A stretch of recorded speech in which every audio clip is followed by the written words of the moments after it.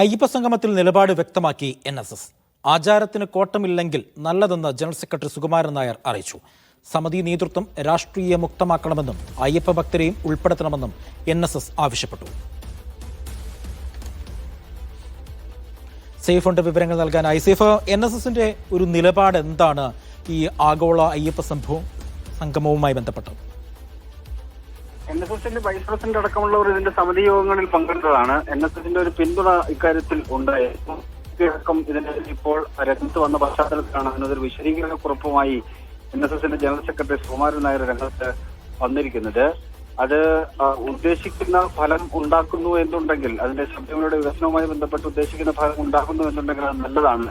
ഇതിലേക്ക് സമിതിയുടെ നേതൃത്വത്തിൽ രാഷ്ട്രീയ നേതൃത്വം മാറി നിൽക്കണം. അത് രാഷ്ട്രീയ വിമുക്തവും തികഞ്ഞ അയ്യപ്പ ഭക്തന്മാരെ ഉൾപ്പെടുത്തണം എന്ന ആവശ്യമാണ് NSS ഇപ്പോൾ മുന്നോട്ട് വെച്ചിരിക്കുന്നത്.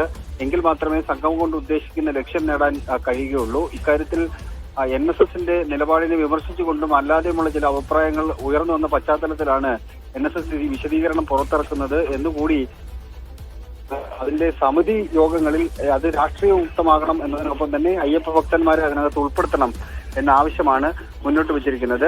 ഇത് ശബരിമലയുടെ വികസനത്തിന് നല്ലതാണെങ്കിൽ അത് മുന്നോട്ട് കൊണ്ടുപോകുന്നതിൽ തെറ്റില്ല എന്ന അഭിപ്രായം കൂടി NSS പങ്കുവെക്കുന്നുണ്ട്. BJP പറയുന്ന പോലെ അതിനെ മറ്റൊരു തരത്തിൽ NSS കാണുന്നില്ല എന്നുള്ളതാണ് ഈ കുറിപ്പിൽ നിന്ന്, വിശദീകരണ കുറിപ്പിൽ നിന്ന് നമുക്ക് കാണാൻ കഴിയുന്നത്. ശരി, സേഫാണ് വിവരങ്ങൾ നൽകിയത്.